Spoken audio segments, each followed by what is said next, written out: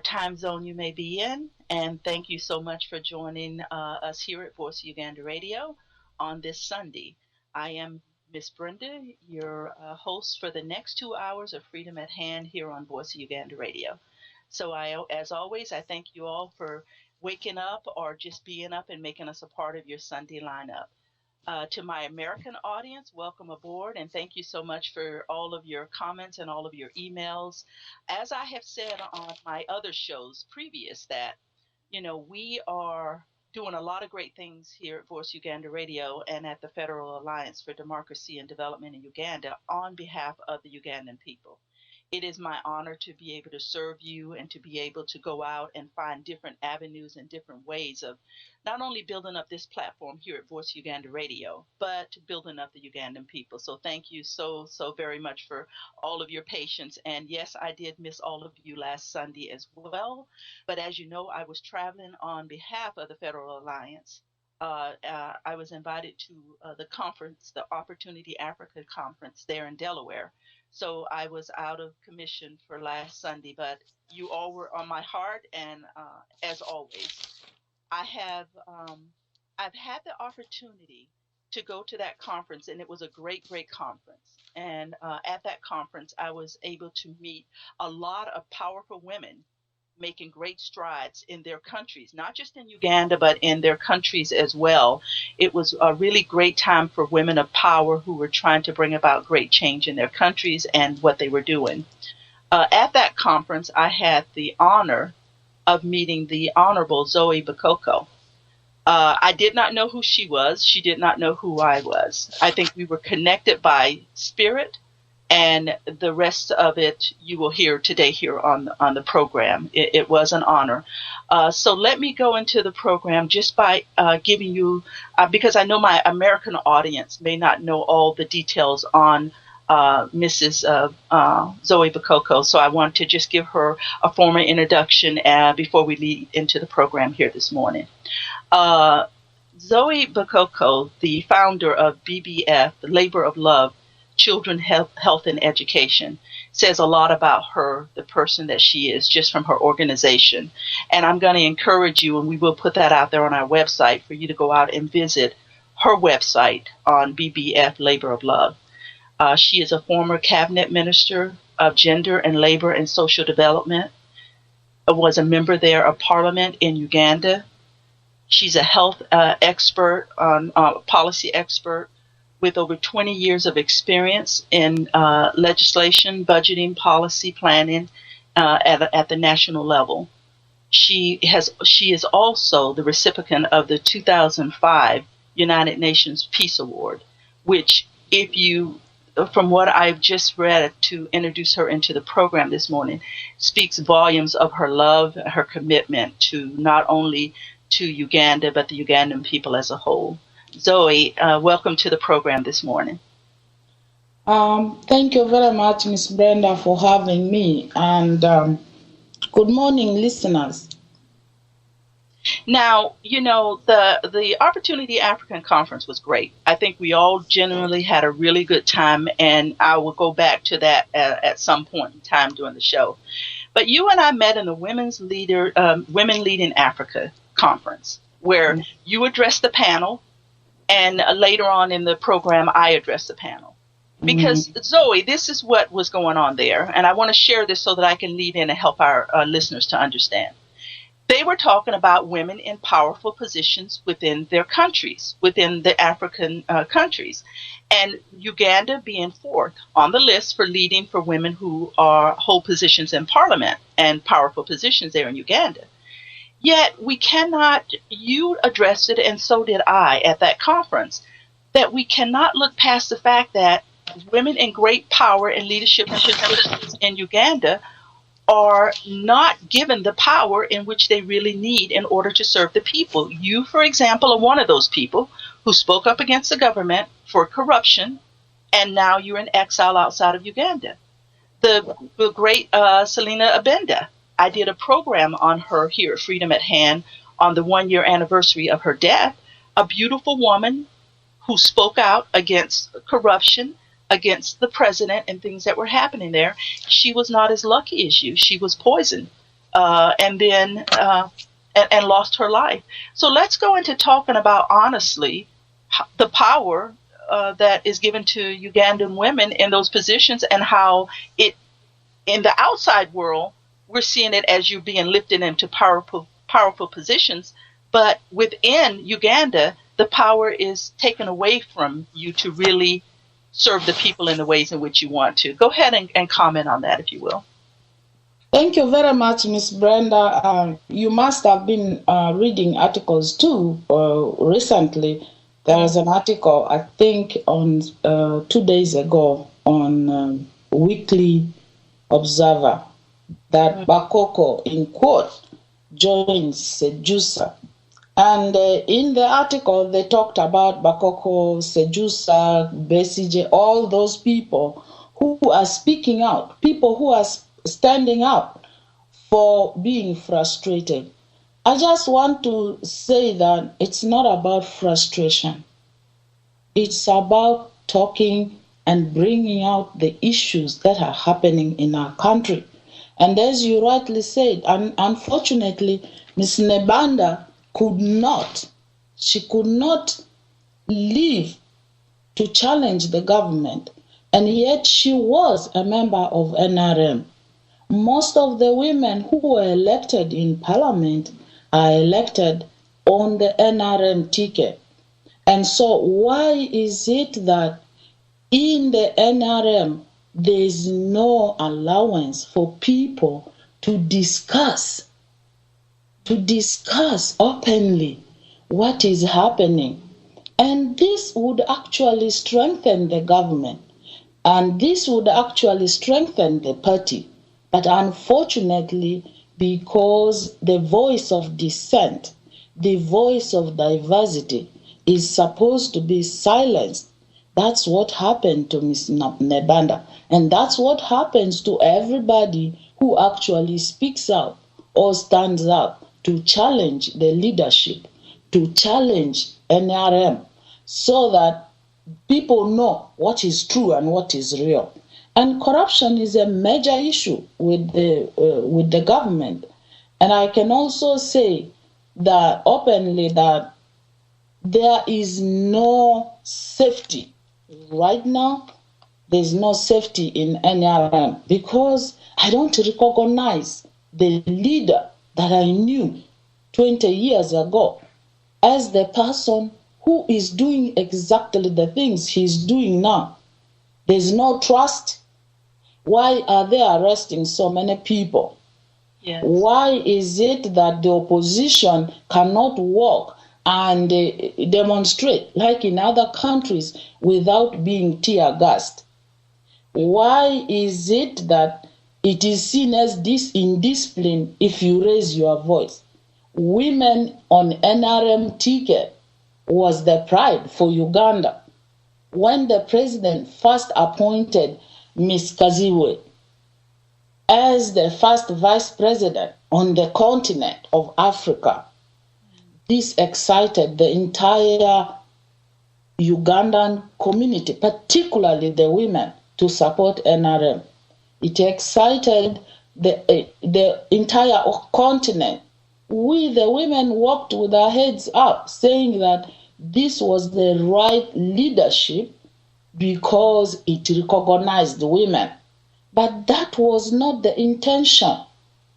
The intention of bringing women into politics around the table was not to hear their voice, but it was there just to see women as being inclusive when they really are not actively inclusive, where they are not allowed to talk and speak out, where they are not allowed to say the things that would improve the life of the women, that would make life decent for women. For example, availability of health care, which Nebanda was really screaming about in Parliament. It's public knowledge. Yes.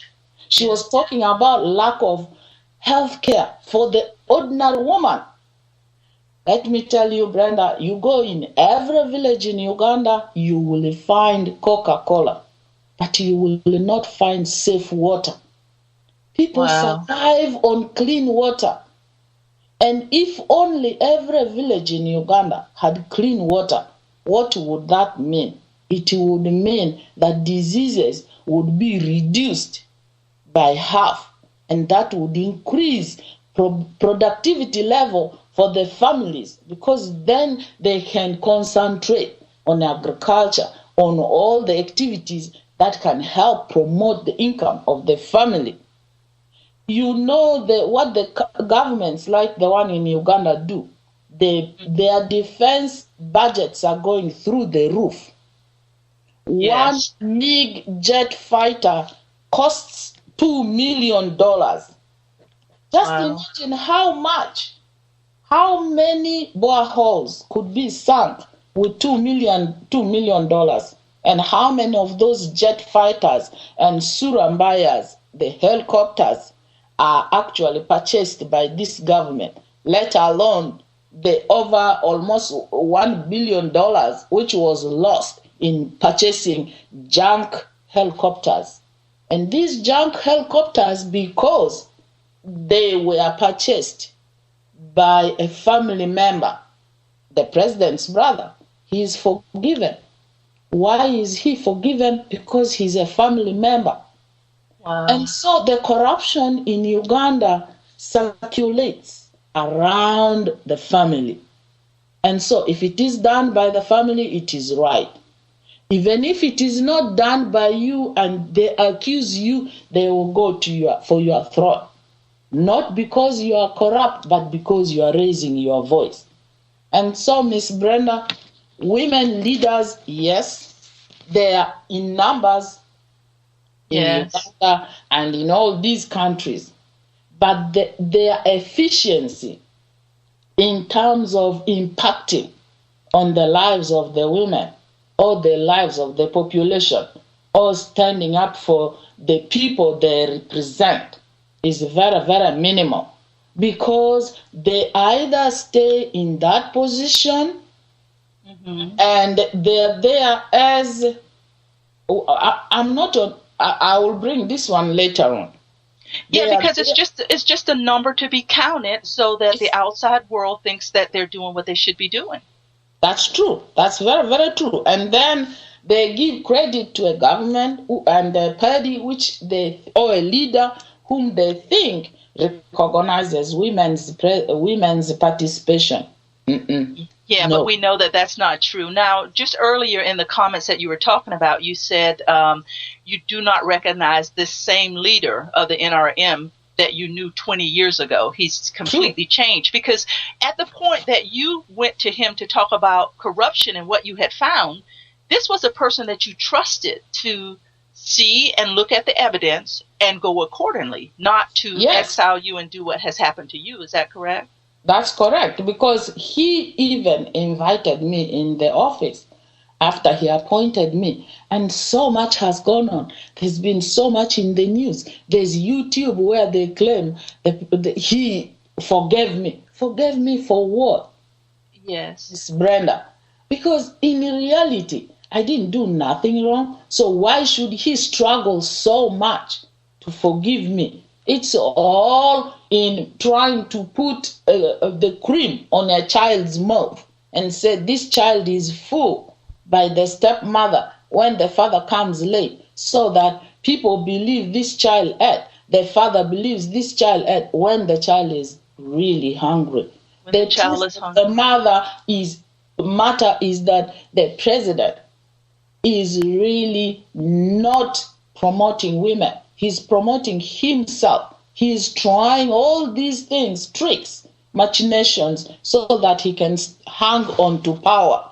Just a simple thing. Look at Mandela. How much did he suffer in jail for over 27, almost close to 30 years? The president always says he is the only one who has a vision. He is the only one, Miss Brenda, and the Ugandan people know. Out of over 30 million people, he's the only one with a vision to lead Uganda. No, and the vision that he has for Uganda falls very, very short in doing anything for the Ugandan people. True. And he does nothing for the Ugandan people except himself. Yes, And his it's family. interesting that it's interesting that you say that he felt the need to forgive you publicly through YouTube and all of these other entities. He's treating you as he treated his brother, who spent all this money on these helicopters that didn't work, to say, "I forgive you," as if you have done something as horrific as that, which Yeah. you did not. No, I didn't. The junk helicopters is public record. On top of that, Miss Brenda, you have heard about the sale of Uganda Commercial Bank. He was involved too, to a Malaysian businessman. It was air. And I remember being in Parliament at the time, and also, the minister then in charge of the state minister, Honorable Kaire, was being forced out. And I think he eventually resigned. He was being forced out by Parliament. And we were having all these so-called caucus meetings, like the one they had 3 of them last week, to eject Honorable Mbabazi from the party. That he always calls the caucus to give them what he wants them to say, not what the caucus can say. And I remember we had just entered the Nile Hotel, and we sat down, and he came in to chair this meeting. He was very upset already that some members of the caucus were raising the issue of the corruption. This is 1996, 97. Wow. And so what happened was, one of my colleagues from Arua, Honorable Alex Onjima, who is now a state minister of local government, in the true Lubara fashion, put up his hand and told the president, he said, "Mr. President, why are you twisting the caucus so that we support the theft and corruption of your brother?" Oh my God. He banged the table as usual, and the guy turned his face and looked at Onjima and said, "Did you know that your occiput and your cheeks, which are all fattening and getting thick, is because my brother shed his blood in the bush for you to enjoy this? How dare you say that to me?" Everybody in the caucus was shocked. We were staring at this man. Within a few minutes of blubbering and thundering, he said, "We cannot. This is total." He calls it, the word he calls it is, "This is indiscipline." And he said, "And we are not going to discuss this matter. This caucus meeting is adjourned." He walked out on the caucus. Wow. So this is the thing. You guys are challenging him and bringing forth the information that he needs to know, because these are the things that we don't know from the outside looking in, and yet he shuts you down. So and he gets really angry about it. And then you become a target. And for a long time, until he bought Honorable Onjima to change, I don't think he would be there today. Now he changed on the NRM side, and now he doesn't speak against it anymore, and so he's his friend. And these are the kind of things that Museveni does, and it is not good, because in life, every human being needs another human being to correct them. Even in a family, you can never live with the excesses of the wife or the excesses of the husband. The children can tell their parents, "Mommy, I think this is wrong." And the mother doesn't have to tell the children, "You are kids, shut up." Neither can the father do the same. He should be able to take a step back and say, "Okay, I will look at it," and genuinely he should. And this would have made Uganda a better country, and for all of us. We can all live in that country. It is large enough for everybody. Why is it that some people should not live there? Yes, it almost seems like the MPs are becoming a nuisance to him, because these are the people that are put in those positions to help drive and move the country forward, to advise him. But yet he doesn't want to be advised by anyone. Because he lives in a world of control and power. He calls it loyalty. and he doesn't want anybody to challenge him. So if you speak out or you stand up or you say something, to him it is indiscipline and it's not having loyalty. It's actually abuse of power. It's actually the power has gotten into his head that he's the only one who makes the decisions. He appoints cabinet, he expects cabinet to submit to him 100 and 200%. He supports these MPs to be elected. He expects them to submit to him. He appoints the judiciary. And so sometimes the judiciary can't make any independent decision. And so what is really happening in Uganda is a total abuse of power. And now he's even militarizing the police. And so you can see by the actions of the police in the way they are attacking the opposition. People are not even allowed to have a normal, quiet demonstration on the streets. People don't get violent because they are violent people. Ugandans are not violent people. They get violent because they are being pushed, they are being stopped to do things. And he has gone as far as Miss Brenda, making laws which are going to restrict people's movement. You are more than 3 and discussing political issues. You must seek his permission through his police, who are going to tear gas you if they think you don't deserve to be on the street. I know. So let me start by saying this. First of all, I want to let our callers know if anyone wants to come in and call in and be a part of the conversation. Zoe Bakoko is here to answer your questions as well. But this is the thing, Zoe. He wants to run an election here coming up in a few years that is going to be an honest election. He wants us to believe that, yet he's restricting the people as to how they can converse to talk about the issues.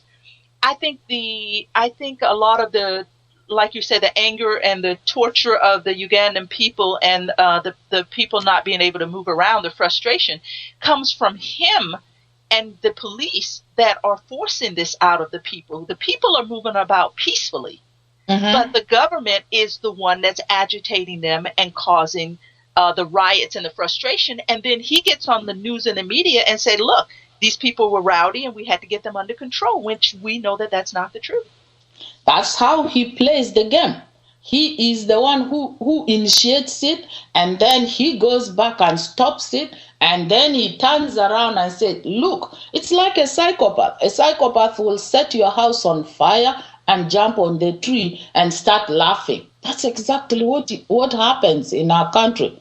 Everything is started by him. I recollect in 2000, I think, and 1 and 2002, when Kizza Besigye came out and wanted to challenge him, and that he was going to stand for the presidential elections. Oh my God, I remember that evening because my office was in Simbamanyo House, which was looking directly into Central Police Station.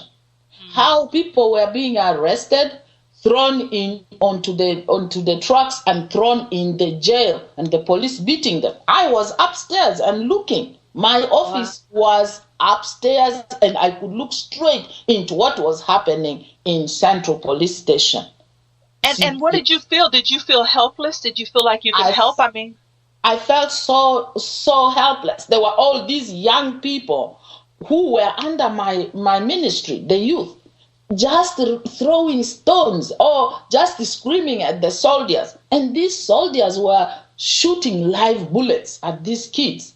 So the following day, when we were in cabinet and discussing this issue, my question was, why should the government use such a high-handed measure to contain a person like Kizza Besigye? You are the government. You have the state machinery. You have all the radio stations. You have all the MPs. You have all the ministers. All you need to know is to go out and explain what this government is doing for the people. And you, in honesty. So I said, if you are actually using this high-handedness, the people are going to say, why are they stopping him? Why are they rounding the people up? Why is the government throwing him in jail? Why is he doing all these things? There must be some good in Kizza Besigye. And that is what is going to push the people to support Kizza Besigye. And yes. I was told, what side are you on?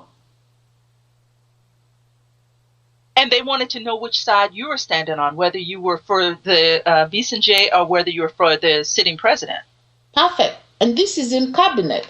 I'm trying to tell them we can actually go out there, mobilize the people, explain to the people what the government has done. You don't have to do it the way they were doing, by kicking people. Yeah, so instead of solutions. I was really surprised, and I was silenced and told not to raise it again. It is like any reasonable voice of dissent you raise, you are indisciplined, you are not loyal, so you are joining the opposition. Wow, so you can even see recently with the 4 MPs who were actually raising the voices of the people and challenging him on this issue of the oil corruption. And he said this is not allowed. They also raised the issue about Nebanda. And now they have lost their seats. He made sure that they lost their seats, and now it is still in court. But if the final court says, no, you cannot sit in parliament, these people have to go and challenge. And trust me, Brenda, they are going to use the state machinery against these 4 so-called rebel MPs. And they will do their best to make them lose. So it's all about you get labels like those 4 MPs who were really trying to tell him, in the Lugbara language, we say the person who cuts your boil, the bugle, is actually the person who loves you. Those who are cheerleading him are not actually the people who love him. They are silent because they want to have their grocery and they don't want to talk. They want their livelihoods, because what you're saying too is you're trying to be a part of the solution. So are some of the other people. How can we handle this in a different way? Yet you are the ones that are considered to be the problems if you raise your voice in parliament. That's true. Wow, the evidence is there. I'm not concocting it. You can see with what has happened with these 4 MPs.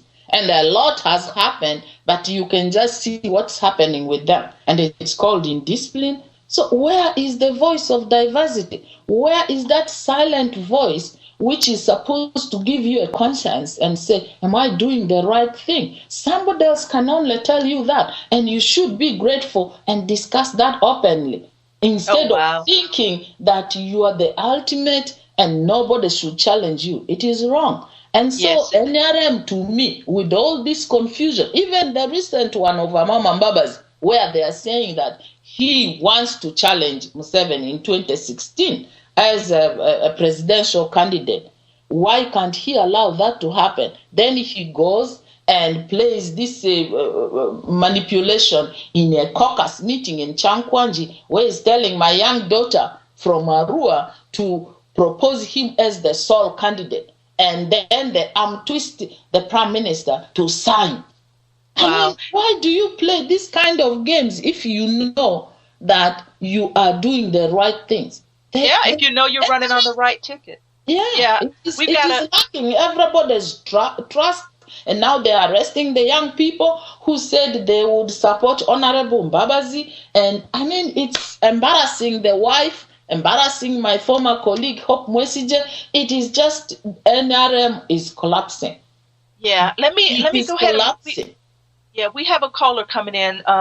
So I'm going to go ahead and take this caller, and then we'll come right on back in the conversation. Hey, caller, are you there? Yes, good morning, Ms. Brenda, and good morning, our guest. We thank you so much for appearing on Voice of Ghana Radio. It's a pleasure to have you, Ms. Bakoko. My question to you, I have kind of 2 questions that I would like you to elaborate on.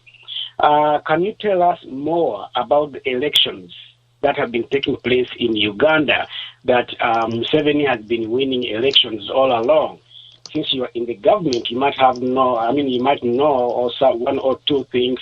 How did Museveni win, or how does he win election in and election out? And secondly, we understand that Museveni has a lot of properties, especially the one in Rwachitula and all that stuff. Can you elaborate, if you know, how did this man, President Museveni, acquired such property when we knew or when we know that he was very, very poor prior to acquiring power? Thank you so much. I'll hang up and listen. Thank you. Thank you, caller. Go ahead, Zoe. Thank you very much.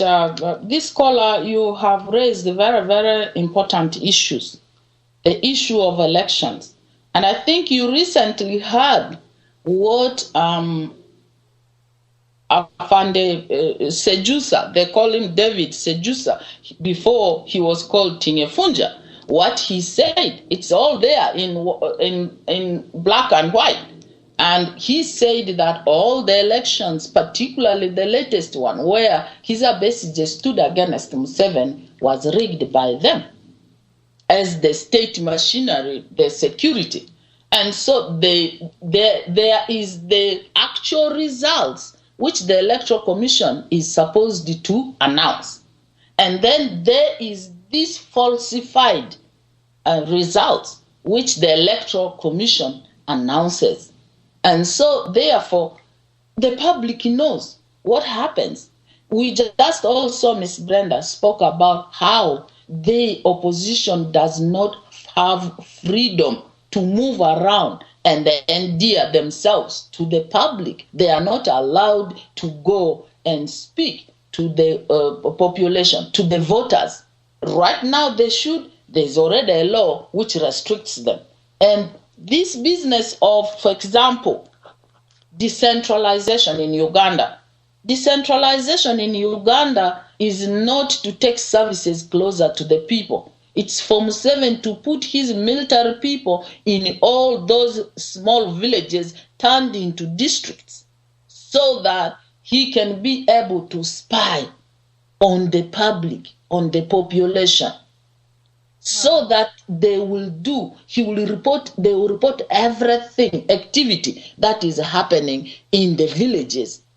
And so these are the people who orchestrate together with the Electoral Commission the kind of results that are announced where Museveni wins. And Miss Brenda, one thing, I am almost 60 years old in about 2 years' time. Trust me, the first time I ever saw a president handing over to another president in my lifetime of over 50 years, living in Uganda, living in Congo, living in Sudan. In Congo, it was Mobutu. In Sudan, it was Omar Bashir. And you know the longevity of how many years these presidents have been in power. And in Uganda, it has been Museveni in my adulthood where I could vote. Wow. Honestly, the first time I saw a president peacefully handing over to another president was in this country when President Bush handed over to President Obama. I cried because I had never seen it. In Uganda, the Chief Justice would come and swear in this new president.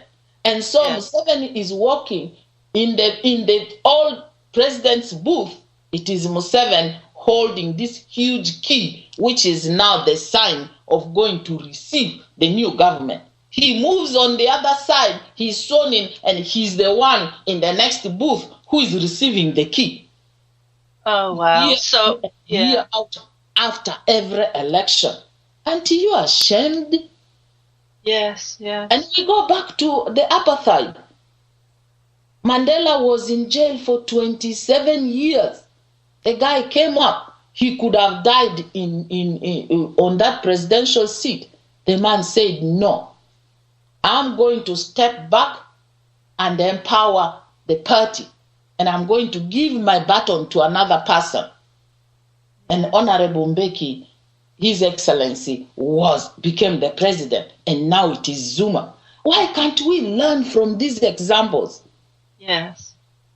Well, exactly. I understand exactly what you're saying, because you got a man who stands in the place of the honorable president of this country, yet there's no challenger to his right or to his left that he hands off to. We have another caller coming in, Zoe, so I'm going to go ahead. To answer the second question quickly. There was the property issue of Raitura. If you look at 1986, just go research, look at the photo of Mr. Museveni or President Museveni being sworn in, and look at him today. That will just speak volumes, let alone the mansions like the one in Raitura, which stands up to the tiny ramshackle buildings of the villagers. The people in Ankole are not all as rich as he is. Neither are all the people in Western Uganda. And nobody should blame them for one person's mistake. Not the way we were chased out because of Idi Amin. Nobody should do that. Uganda has suffered enough. Post Museveni, we are all equal. We should have a country where Ugandans live in harmony and they all have equal opportunity to live in that country and be developed.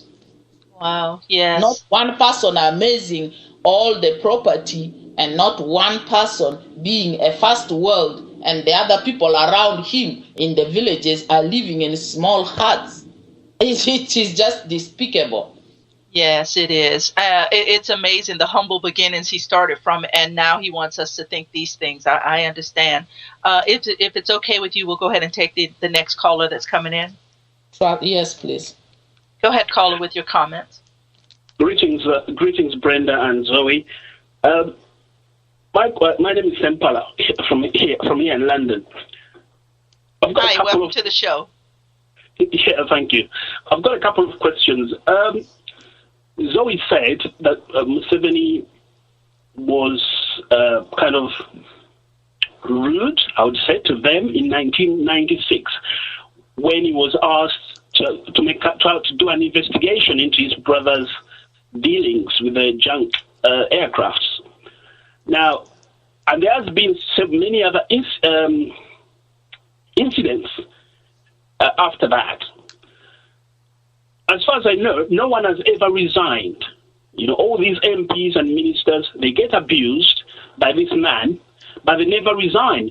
And they keep on towing the line of the NRM. Because we could see Zoe being anti-federal, speaking for the regime. I know they have collective responsibility, but if you think you are nurturing a monster, what are you serving? Whose interest are you serving? You know, and some of us, we think people like Zoe, like Sejusa, you're falling out with this guy, and you're trying to reinvent yourselves. This is how we feel. Because you should have stood up to this man 10 years ago, 15 years ago. Now he's grown into this huge monster that we could barely tackle. My second question was, probably my first question was part of the second question. I understand you against federalism when you were in the government.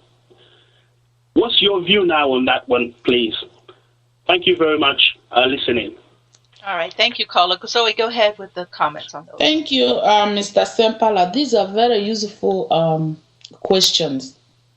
And I think you have said that me, Sejusa, we nurtured this monster with many other people and we never spoke out.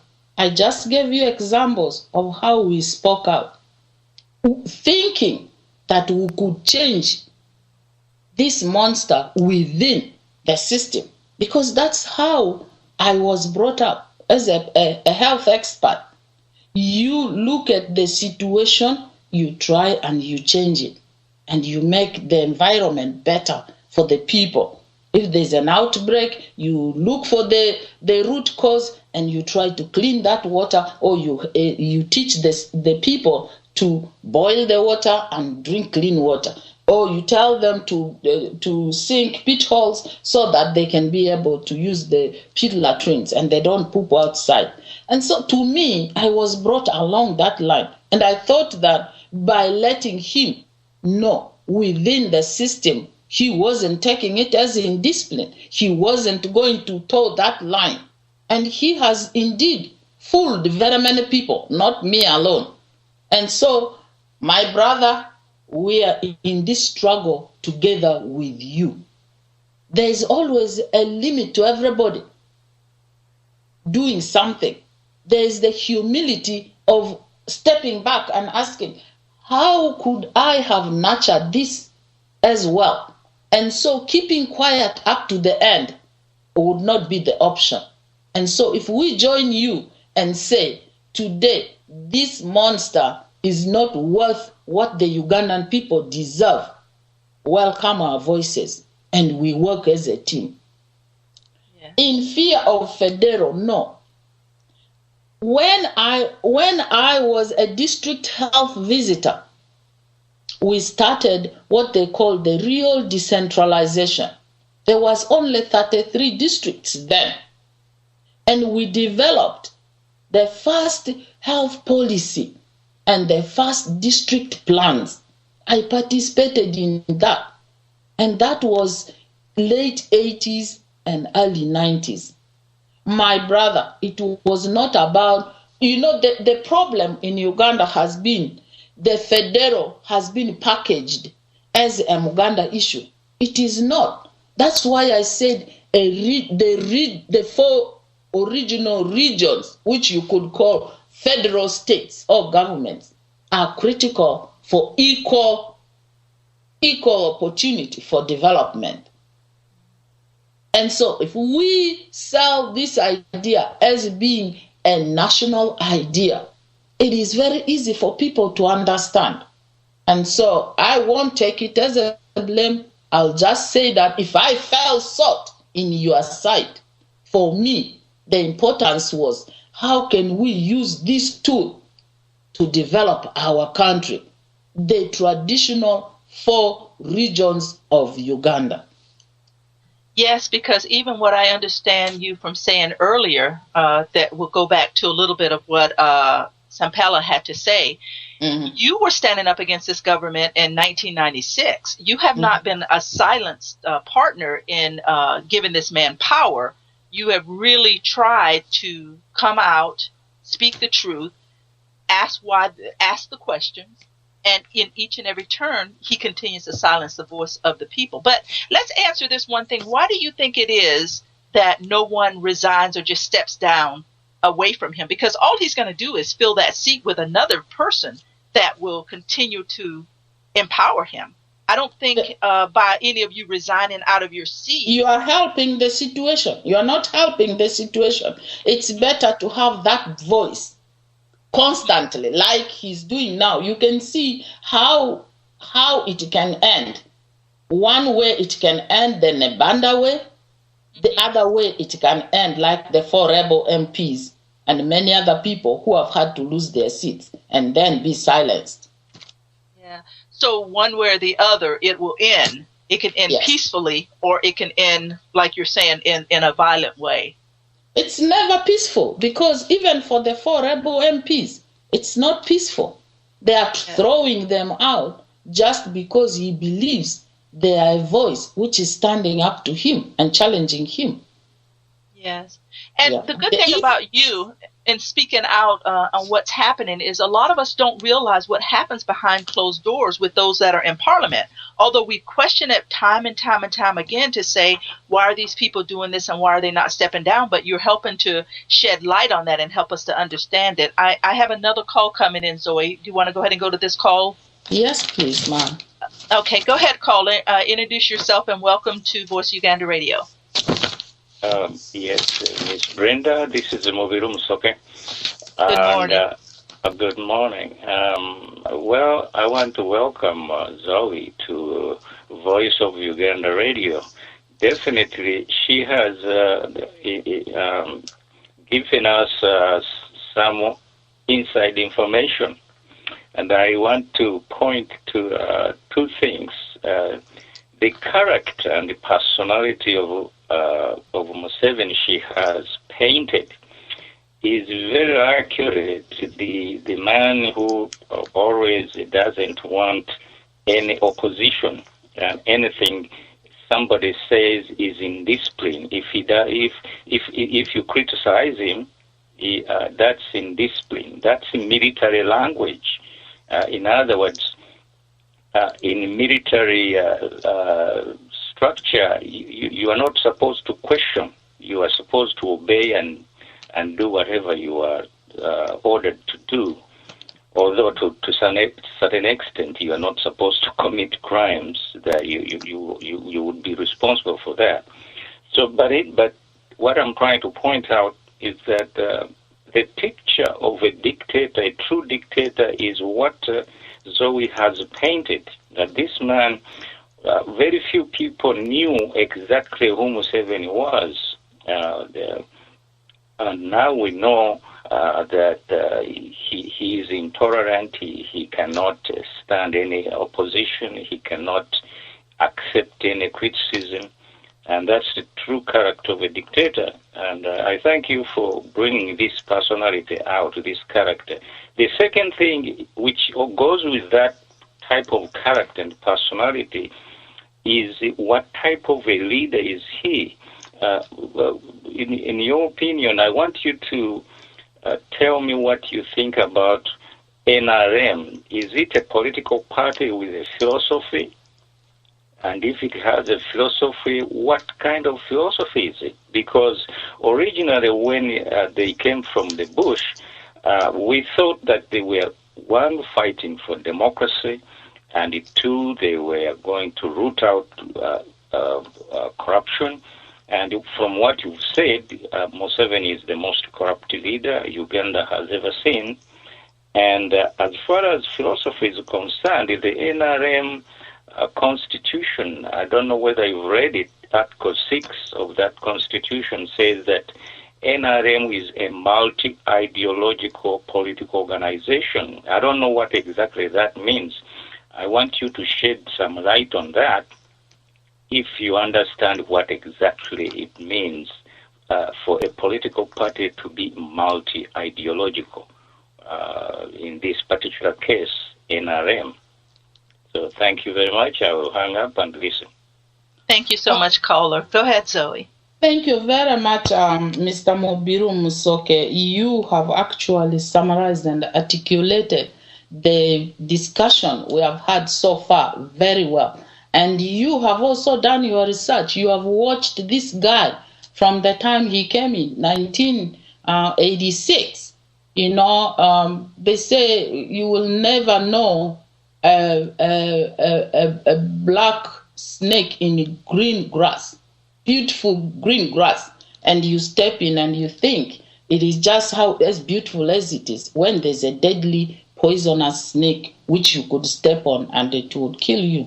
Or they say the other one, the way they say someone wearing a wolf wearing a sheepskin. Indeed, when Museveni came in 1986, Ugandans had it up to their throat with a lot of the problems that happened before, because there had been, as Mubiru has said, a lot of lack of democracy, and there was a lot of corruption. And he spoke out and said he was coming to govern because of people who overstay, leaders who overstay in power. And he was particularly referring to Obote and Idi Amin, who had overstayed in Uganda. Both men. Idi Amin was in power for 8 years, and so was Obote in his first, and then the second was barely 3 or 4 or 5 years. So, even if you add all the years both leaders were in power, Museveni has overstayed more than both of them. And so, when he stood there and said he was actually coming in to lead Uganda because he did not want people to have leaders who overstay in power, did he flip-flop on his own statement, which he spoke about? Yes, it goes with this the NRM ideology as being called multi-ideological. They want it to be this amorphous thing, which you don't know where it starts and where it ends. and so that the public does not have to ask questions. They want loopholes where they can torture people. They want loopholes where they can confuse people. They want loopholes where they will talk about this so-called, in quote, NRM, which is supposed to be saving the people, when it is sinking the ship deeper and deeper, and the people are going into this poverty, and all the money is going into their own bellies and pockets. And so he has not rooted out corruption, as you see, and there's no democracy. And so therefore, this NRM, when Museveni, because it is Museveni, NRM is not anybody else but him. That's why he doesn't allow challenge. That's why he doesn't allow criticism. That's why he doesn't allow opposition. And so when he goes, NRM crumbles because there's no ideology there. Well, that's very interesting that that would happen, considering all the things that that he's done, the atrocities that he's done up until the present day. Because one of the things that some of the callers had said a few weeks back on one of my shows is the 10-point program that he wanted to implement and bring into Uganda. Here he is, almost 30 years later, and he's still running on that same ticket. How could that possibly be that the Ugandan people have not opened their eyes to see that what has he done? In the United States and in anywhere in the free world, presidents are elected on their promises and what they have shown to be true and how they're going to move their country or the constituents forward. Yet he continues to make a promise that he has never fulfilled, and yet the people, I know the people don't have a choice because we understand now they're in a dictatorship, but how do you move forward with something like that?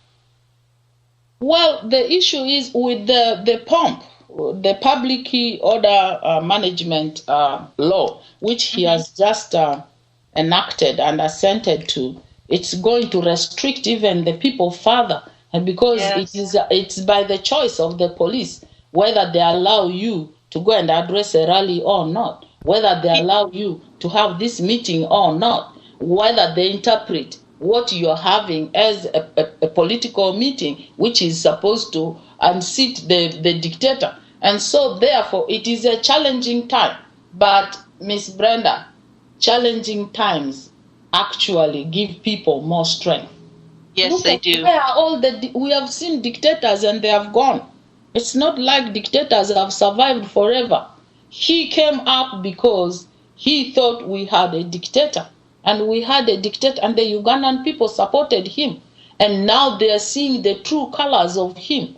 And there's nobody who will live forever. In one way or the other, he will live. Does he want to be remembered as this leader who has messed Uganda to the level where he is? Yes, absolutely. Because now, I don't know how he can undo this. It's too late for him to undo it.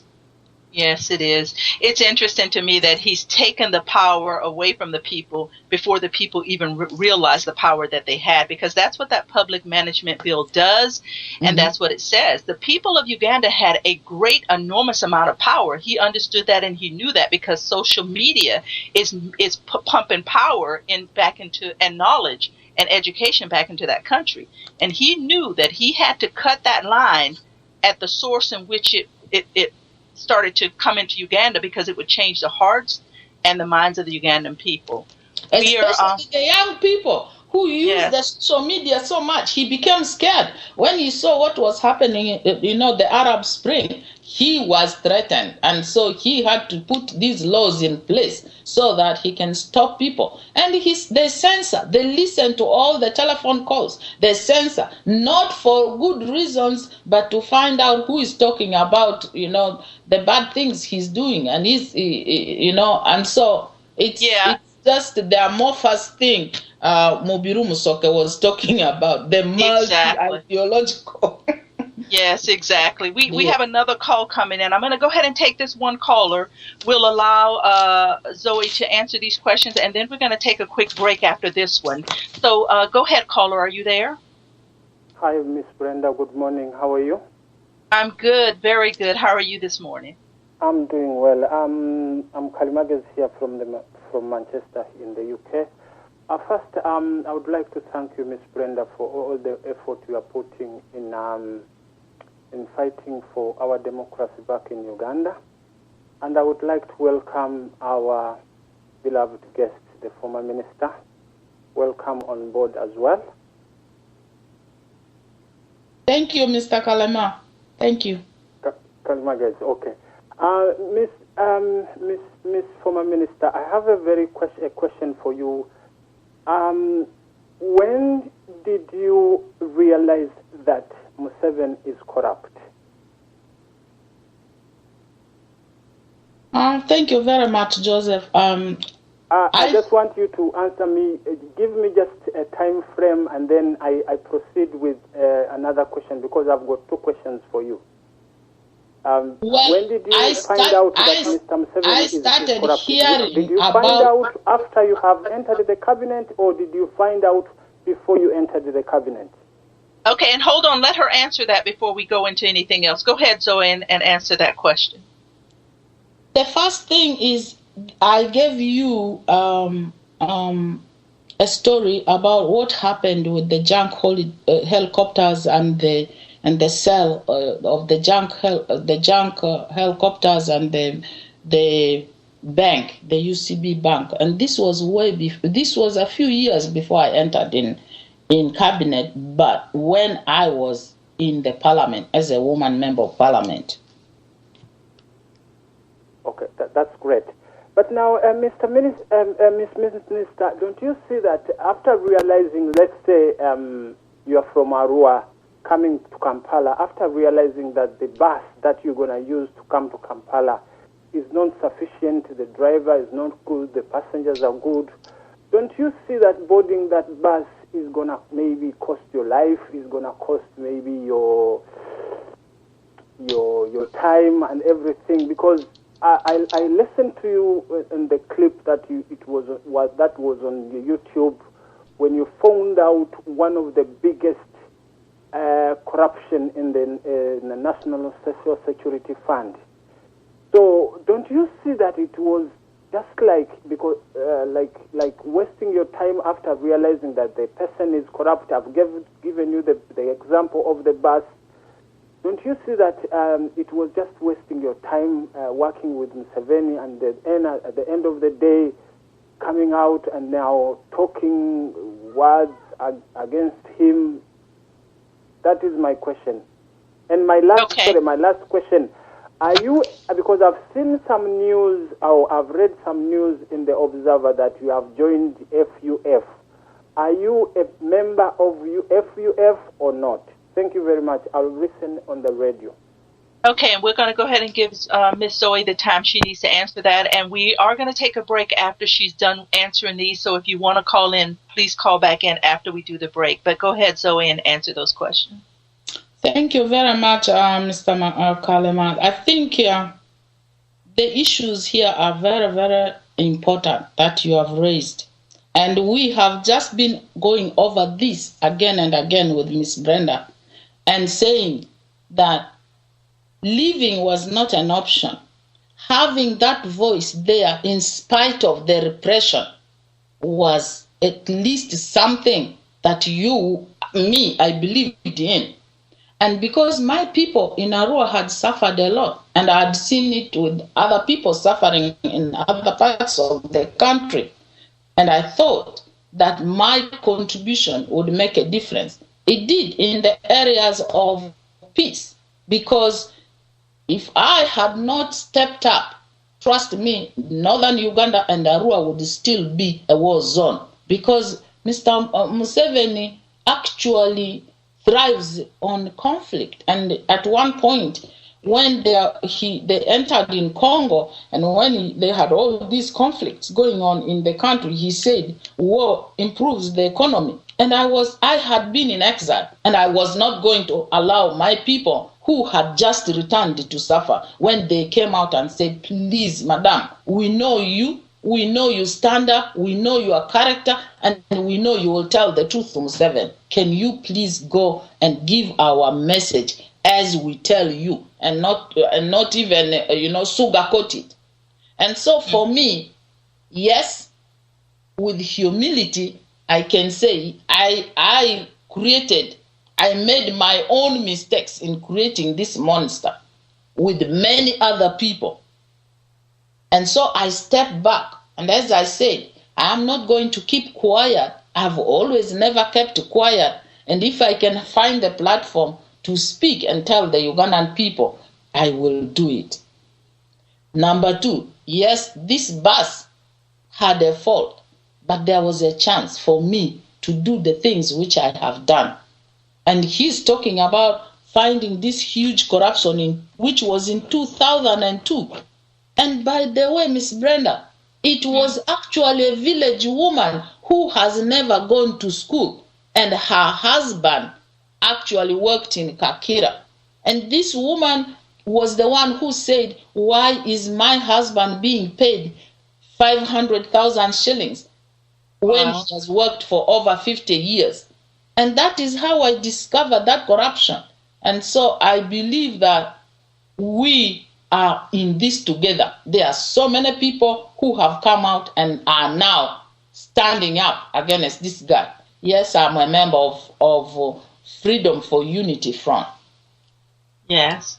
All right. And we're going to go ahead and take a 5-minute break here to give ourselves time to regroup here. You are listening to Miss Brenda, and this is Freedom at Hand on Voice of Uganda Radio.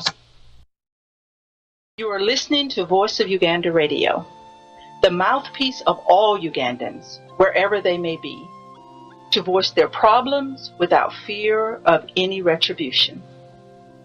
The Voice of Uganda Radio works in sync with FADU, the Federalist Alliance of Democracy and Development in Uganda.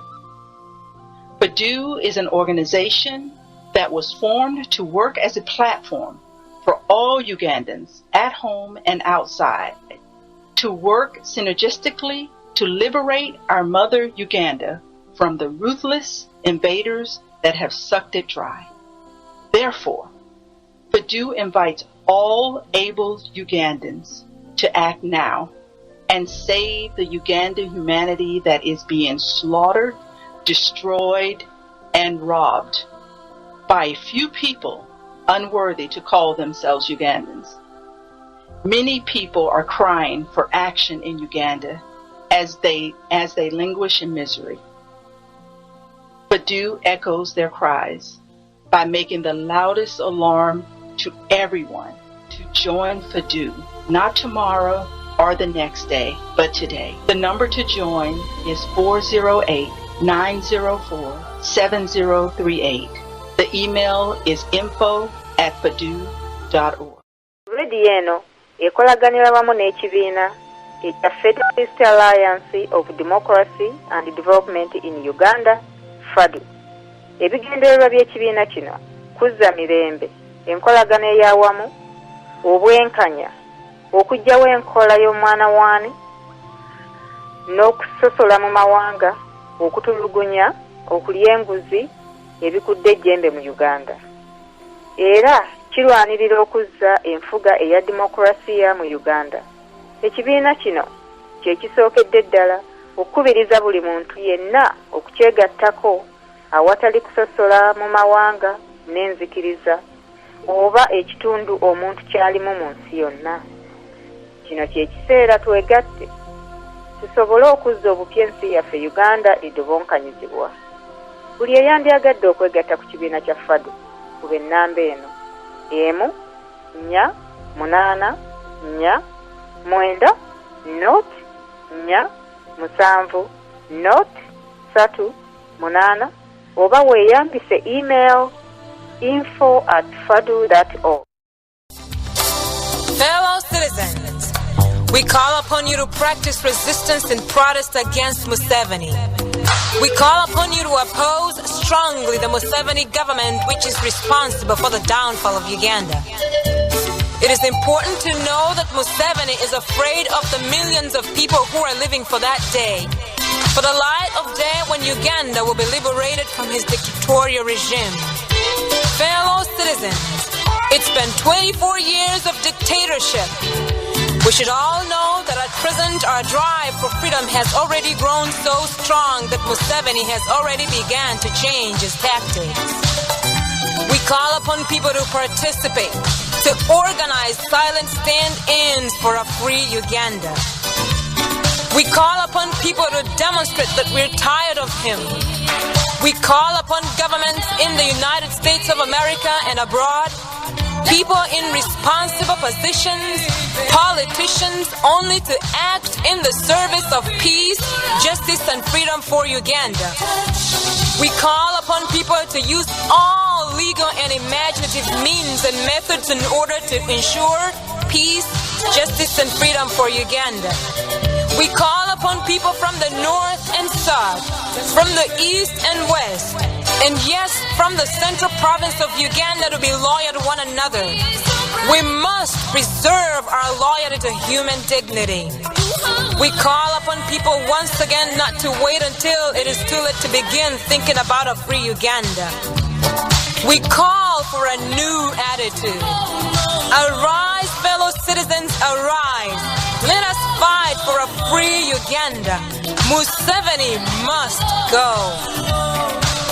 Thank you so much for coming back to join us here on Freedom at Hand. I am your host, Miss Brenda, and we have been having the pleasure of listening to the Honorable Zoe Bakoko. We're going to go back into the program because, as you know, we're down to our last hour, and I want to give as many people a chance to call in and be a part of the conversation today that we're having with her.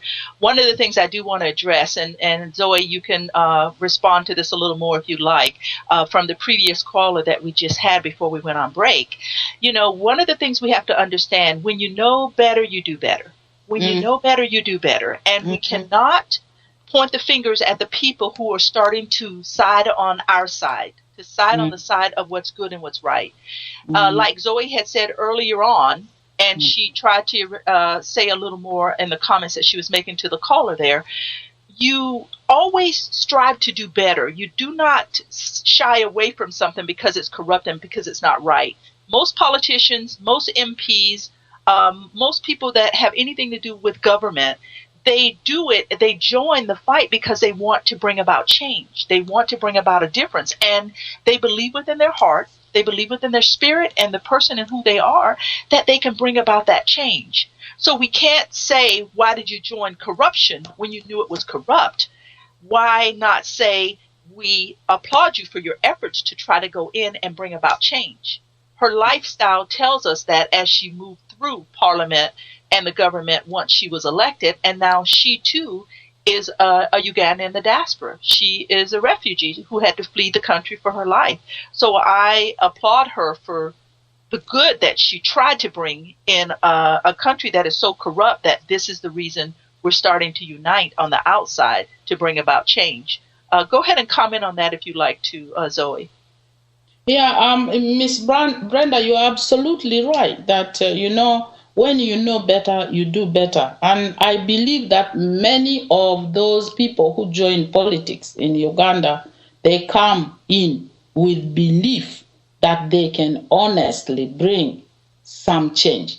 And of course, you can't say that 200 people, MPs, they come and that they are all just corrupt or they just listen to this guy, and people try to speak, even in the caucus. I gave you the example of when Honorable Njima made that statement and he banged the table. And there's been so many of those which has happened. And of recent, we have seen what happened to Nebanda. We have seen what's happening with the rebel MPs. We have seen what's happening with Honorable Amama Mbabazi. We have seen what has happened with the Sejusa. So all these things, we saw what happened with the Kiza Besigye. It's not that he didn't like the dictator. He was trying to say, look here, we can make a difference. We want this country to be peaceful. We don't want another trend of violence, and because we believed that, this was a moment where this country could actually improve the lives of people. But unfortunately, like the other caller said, that this is about somebody's personality and character. That's the kind of person who actually deceived very many people. And Miss Brenda, as you said, he came in with 10-point program. Then the 10-point increased to 15-point. And now it is amorphous. And so he's just finding ways to stay. Yes, I understand. We have Musana on the line who's calling back in again. Hey, are you there? Yes, ma'am. I'm here. Yes, our guest. I have another question to ask you, 1 or 3 questions. The first question is... your name? My name is Musana, and I'm a co-host of Gwanga Mije. My first question, my question is, what do you think is the best way that Ugandans can get rid of this government? Do you believe in military, or do you believe otherwise? Second, Janet Museveni is a wife of Museveni and a minister and a prime minister. How do you think that came about? Do you think nepotism and the sectarianism is entrenched in the government of Uganda? And the last one, can you tell us about safe houses? Because we've been hearing about safe houses and the government of Uganda has been denying it. Do you know any circumstances where Ugandans were killed in safe houses? And how can we get rid of such injustices and the outlaw that has taken over our country? Thank you very much. Thank you so much, caller. Wow, that's a lot, Zoe, but I'll give you the time to go ahead and answer. No, I think Ugandans are really thirsting. They're thirsting for information. And, there's been so much going on. I can understand how, the questions they are asking. And thank you very much, Mr. Msana, for all these wonderful questions. And I think I will answer your first question last. You spoke about nepotism. Is it nepotism to have the First Lady as a minister in government? The First Lady had a right to go and join politics and stand, if in spite of the fact that she is a First Lady. But the choice of making her a cabinet minister, when actually Museveni can still talk about the issues if she was only a member of parliament and even a first lady, that opportunity was there. I think that was wrong because he could not bring issues of his bedroom into cabinet. That was totally wrong.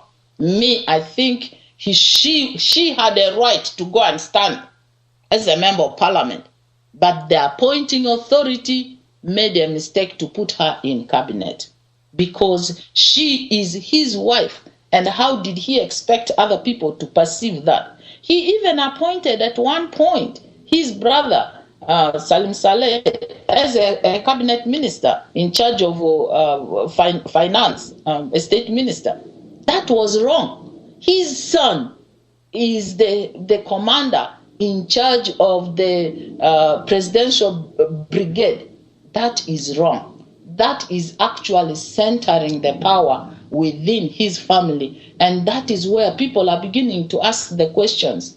What's going on? Why should he be putting his own people around him? Is he scared of something? Is he doing things which are wrong that he cannot trust his life with now other people whom he could appoint besides these people? And so to me, I think that is nepotism and it is wrong. Number 2, about safe houses. I did go and remove some people from West Nile and other places from these safe houses. Wow. And my drivers could actually testify, my bodyguards, they would be able to testify. And the soldiers know it. What were some of the things they were doing to the people in these safe houses?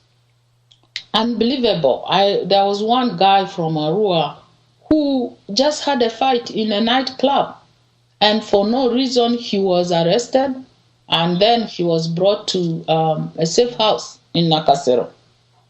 And the story he gave us was awful. Awful. One of the things he told me was that, they put you in this one room. It's a torture. You are alone. They bring you food and you are aware that there are people who have been in some of these safe houses, they are removed at night, you hear the noises, and you know you could be the next one. It is a horrible thing. People have died in those safe houses, and some people have survived it because the families were able to come to me, and I went into those safe houses and grabbed those people and brought them out. Now, were you were putting yourself in danger and in jeopardy to do that? Of course. These are the kind of things I said. That's why it is very important, in spite of being nurturing this dictator, there were other things you could do to help people. And that's why you continued to serve. And so, because you knew you were making a difference somewhere, even if there was corruption and all these other things happening in the background, you were really trying to help people. I also remember one time when I was sick, and I was in England then for 3 months. And one night, because I always keep my phone under my pillow and it vibrates, so I had my phone vibrate, and I was being called from Arua. And I was told that there was a guy who had been arrested, beaten, and probably he would be killed if I did not, if I intervene. I was thousands of miles away. And for no reason, I don't know why, God just gave me this one number to call. It was one of the military officers. And I called the guy and I said, what is this? I'm hearing the people are getting really angry, and they said they are going to rise up. And they don't care if you will shoot all of them. Why have you arrested this guy? And the information he gave me was that, this guy was collaborating with the rebels in Congo. I said, this guy lives in our village. He's just a mere businessman doing these small businesses in Arua. How did you know that he's collaborating with the rebels? These children, they are so religious, they have nothing to do with the rebellion. Why are you doing this? And then the name he gave me definitely was not a name which was typical from my county. And so I said, that's a lie.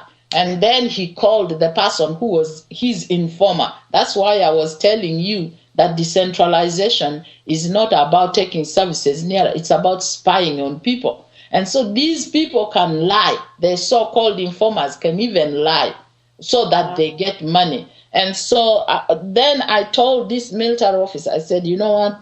If you don't resolve this problem now, if you kill this guy, I'm going to remain in the United Kingdom and resign. And I will steal all the beans. So he told this guy, the minister is threatening to resign. Can you tell the truth? And the guy started, shaking and blabbering on the other phone.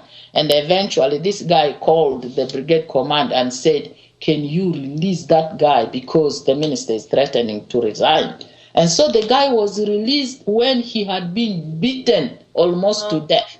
And so the whole thing is so sad, because you make your little marks, and if you are not there, then these unfortunate people could not have survived. And so it's an awful situation of things that are happening. And when you see people like Besigye or Sejusa get out, I think the issue is they have had enough of it. They have tried in their silent voice too to tell this guy this is not right, but he doesn't want it. And then the only thing is you have to let go. Otherwise, you can be in a bandit. What would be the other option? Yes. Now what would be the other option? And so the best way to remove this guy, trust me, I will not be able to give you what do you call it? One solution or what fits all. Because the issue here is for the Ugandan people to understand and know that this leadership, extending it, is not going to help them. Yes, exactly. And I think you have one more part of that, one more question to answer from that. But we do have another caller coming in. Do you want to go ahead and take this call, or you want to answer the third question there? let's take the call and then we'll answer them together. Okay, go ahead, caller. Hi, thank you so much for calling in. Go ahead with your question. Hello, Miss Brenda. Good morning, Dorothy. How are you? I'm good. How are you? I'm good. Yes. So I can just wait for the Honorable to finish that question, and then I can follow also as you guys go along. Okay, that'll be great. Zoe, that is Dorothy. She also calls with me sometimes on Freedom at Hand on Sunday. She's just calling in. So we'll go ahead and let you answer that, and then she'll come in with a comment. Which question was that, Brenda? Can you remind me? I think it was the first one he asked on how do we overtake this government? Is it through violence or is it through other means? I think that was the question he asked. Well, I honestly, Brenda, you and me, our strategy really is educating the Ugandans. Yes. And making people know that they are feeling the pinch, they are feeling the heat. Yes. And so it's I don't have military equipment.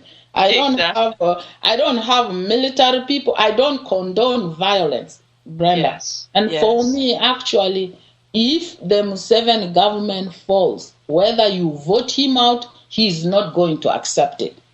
Yes. As soon as you vote him out, that election is going to turn out to be something else, and there will be violence. But me, I don't support violence. Because the Ugandan people, how many lives have we lost through violence? Yes, and I think you're right. Yeah. Yeah, I think you're right in educating the people. We have a lot of political solutions. Yes. To safeguard our people.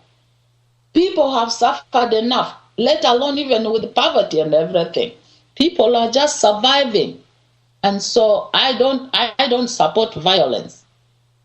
Yes, because even with those of us who are in the diaspora, we understand and we know because we have lived in true democracy. We understand the way it works and we understand the way it governs. And because of that, it puts us in a position to go back into Uganda to restructure in a way that will work for all. We have a call coming in, so let me go ahead and take this call and we will come back to Dorothy. I know she will wait patiently as she always does.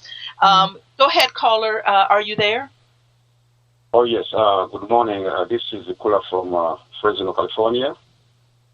Good morning. Welcome. What is his name?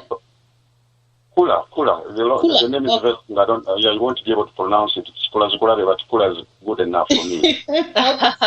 Okay, sir. Yeah.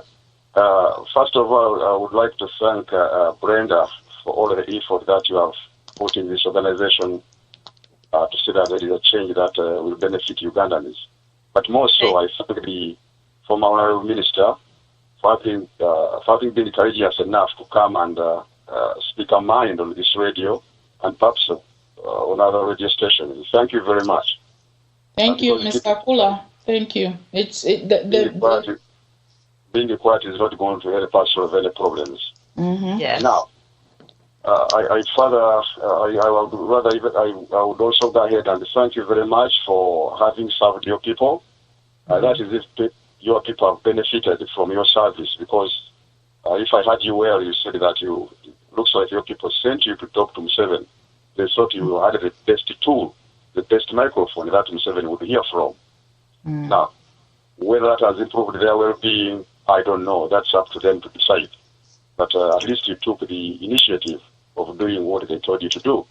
And just like I said, I thank you very much for being courageous. When Museveni turned a deaf ear to what people told you to go and tell him, I think you quit, if that was the reason why you did. And I would encourage all other representatives who represent people from their respective areas. I think they should emulate your action. You would become a model, so that if Museveni becomes deaf, what Ugandanese people want, they should stop what they are doing with him. They should cut the dealings away from him. Thank you very much. Now, thank you. I've got a few issues here. You have faced corruption when you remember, and even when you're a member of parliament and when you're a minister, and perhaps some of it you got involved in it. You have witnessed, I believe, they haven't said it openly. I believe you have witnessed vote rigging. Votes have been rigged. Seducer witnessed it, and he said he saw how people were stealing, as we call it in my language, were stealing votes or rigging votes. He has witnessed it and has assented to it. Perhaps he also took part. And the good thing, perhaps, which I had forgotten to thank you, is to accept your mistakes, because you said it perhaps must have been a mistake that we served this monster for so long. We helped to create him, we strengthened him, so to speak. And perhaps he is standing on your strength right now. Not you as Mrs. Bakoko, but so many others who served with Museveni like you. But at the same time, we're on that very point. I would like to discourage people who question, why did you serve Museveni for so long? Why did you quit at the first time? For everything there is a time. Maybe at that time it wasn't for your time to quit. Now it's your time to quit.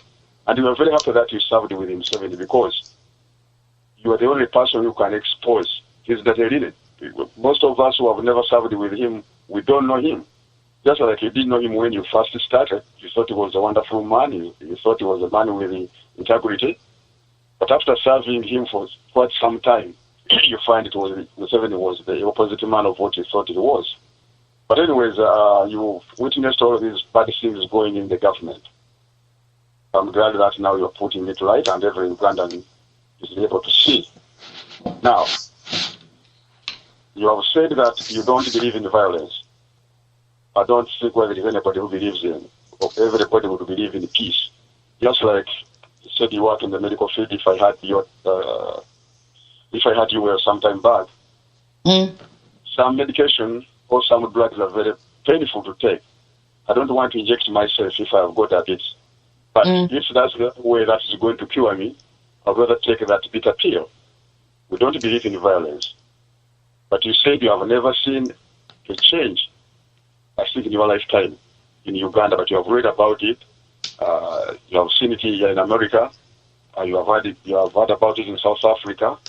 Not even very far. You have heard about it in Tanzania, but you yourself you have never taken part in your own country, which you should have liked to do. Now, people have tried. The very peaceful means of changing government, like it is done here, is through votes. And from the 4 times or 5 times Museveni has arranged all the NRM, you being involved in it, all those times that elections have been arranged, they have been marred, they have been rigged, they haven't yielded the results that people were expecting. Not that Museveni is a good campaigner, not that NRM is a very good party, but there has been rigging. In other words, we have been, Museveni's philosophy or NRM's philosophy has been imposed on the Ugandan people, even when they want to change it. We are like in chains, we can't do much. So, in a nutshell, elections are not going to yield any results you want. Museveni will keep on going and going and going and going. As long as NRM is in power, as long as Museveni is in power, elections are meaningless. They are not good, even if he steps down, but as long as he's in power. Because next time he's going to tell Kaihura to stand. Just like in the international community, Museveni does not look a dictator because he puts elections, he arranges elections, he makes people speak for him. He buys them and he speaks through those people to dictate upon Ugandan people. So okay, and we're going to have to go ahead and get to the question you want to ask her, because we're running low on time. We do have another caller on hold, so if you could go ahead and just. Thank you. My question is, why have all those people have run away from Museveni? Why, when they come out, they form other political parties rather than joining other political organizations or other organizations that are trying to make a change? Why don't they just join, just like I've done? Why do they just join those other organizations that have already existed? Do they want to impose the NRM government on us again, but in a different shape? Or they have got a different ideology? Why don't they join other people and work within those people to change things? Thank you very much. Thank you so much, caller. Zoe, that is actually a good question there at the end. Yes, thank you, Miss Brenda, and thank you, Mr. Kula. I think just see the example between me and Brenda. And I think many voices coming together, whether in different forms, and then unifying themselves and having the same target is what is going to make us succeed. We shouldn't doubt each other. We should not be suspicious of each other. We should know that our efforts are all focused on the same target and objective. Yes. Yeah. Yes, and that's so very, very true. It's one of the things that we discussed when we were there at the conference is the simple fact of unity. We have to see ourselves as one, as a whole, with the same target that we're all fighting towards. Because the most important thing here is that Museveni thrives on divide and rule. And so even out here, if we are going to look at each other with suspicion, then we are playing right into his hands. Because he likes that game of head banging and, fighting and say, you see, the Bakoko, and you look at Sejusa, all these people are Museveni's allies and cohorts. No, let's come together and, join hands. And educating the people is the ultimate. Trust me, the Arab Springs didn't come with violence. They started with a lot of good education. And as we said earlier, even if he tries to censor the internet, even if he makes it very expensive, even if the young people now, whom he thinks he can confuse, they have a very high rate of unemployment, Miss Brenda. Yes. Every government which succeeds is the one which tries to reduce its unemployment rate. All these young people are going to university. They never saw the suffering which were imparted on people by the Obote or the Idi Amin government. They were not there. They didn't see nothing like the Abasaja Baze or we want Otulo. They don't understand that concept. They have been with the Museveni. Some of them are 30, others are in their 20s, and they have not seen any change. No Those change at all. Are the ones who will create the change, Miss Brenda. Exactly, because the young people are the ones that created the change here in the United States of America. That's why we have Barack Obama. But let me go ahead and go to Dorothy and let her come in on the conversation.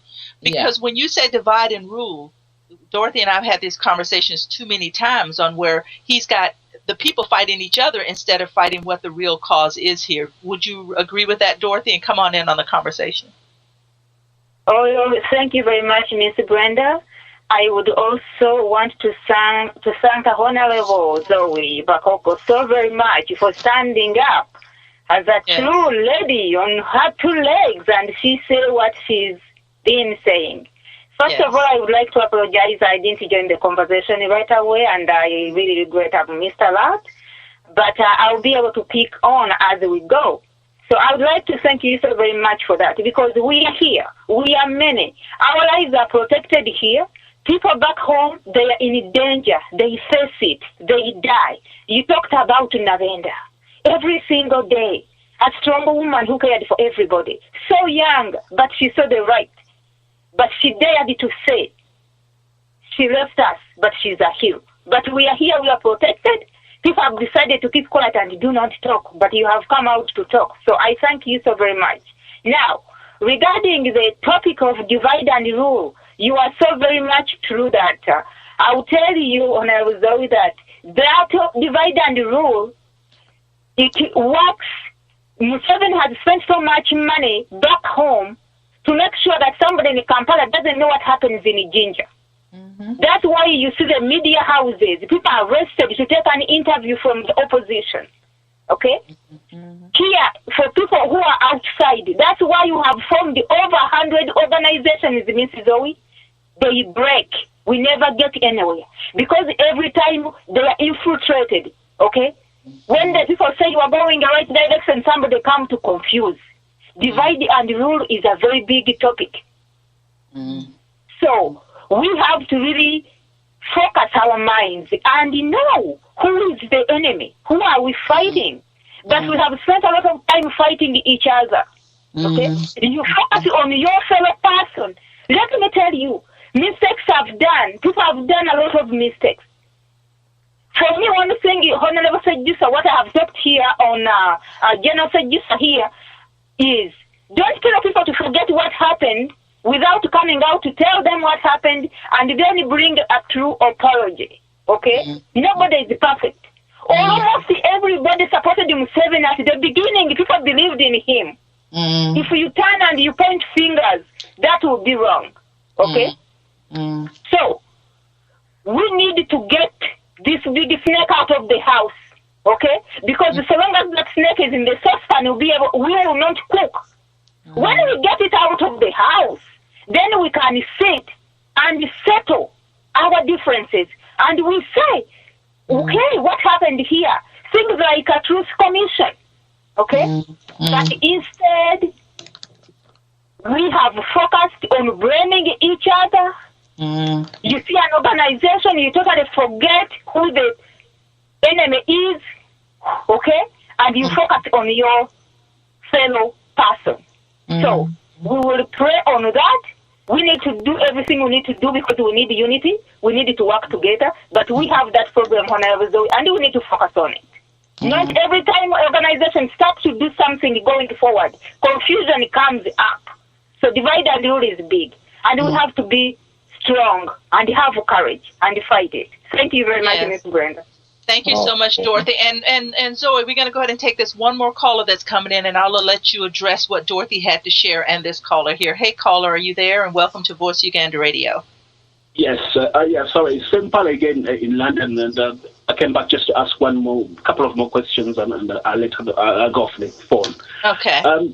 Honorable Zoe, I want to ask you a few questions. I mean, now you've joined Sejusa. Sejusa has got a very checkered record. You know, there's a lot of allegations about him, and I think Sejusa and Museveni, they're like twins. As far as that's the image I've got of them. Now, I'm not sure if you're again doing this to help your people, because you keep referring to going into making decisions, sort of compromising your values, just simply to help your people. Now, I'm not sure if you are doing the same to help your people. Now, I've heard you talk the two clips that you did with Mr. Lemadi, and now you were saying you went to you keep saying Museveni uses the sectarianism, divide and rule. Now, I've heard you say you went and you saved some people, Rugbaras, from the safe house. Now, I assume there were other people in there who are not Rugbaras, but you saved the Rugbaras. Not Lugubaras alone. Not Lugubaras alone. My people are all Ugandans, my brother. Exactly. And she said that earlier too. Yeah, and she said that earlier.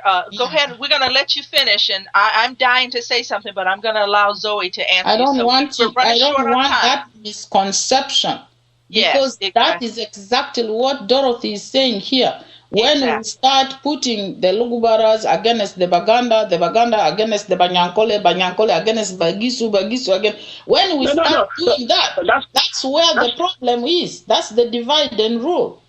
Exactly. Go ahead. Go ahead, Mr. Sampala. Go ahead. No, I'm not a tribalist. Even I've got issues with my people. The Baganda always fronting Baganda issues, exclusively Baganda issues. I've got a problem with that. And I think this idea of people compromising their values simply to look after their people is a problem. My people, the Baganda, would join this man Museveni simply because they hated Obote. We are on the same page. We are on the same page, Mr. Sempala. What we call our people today, in fact, are all Ugandans. To me, exactly. Every Ugandan, irrespective of where he comes from, is my brother. I just want you to throw some light on Sejusa, because I think Sejusa is an elephant in the room. Sejusa has got a lot of luggage on him. I'll listen in and see how you explain to us why you've decided to follow Sejusa, a man with a checkered record. I mean, I wouldn't follow him. I wouldn't start my life with him. And we understand your question. Thank you, Mr. Sempala. I am not... Excuse me, I'm not following Sejusa.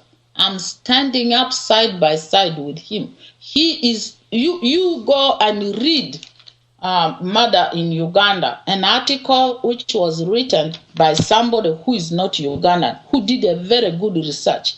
And I think Sejusa, spoke out in that article. And so this is the thing. We have to give people a leap of faith. And that is where Museveni succeeds. When you throw doubt on people, give them a leap of faith and give them the benefit of doubt.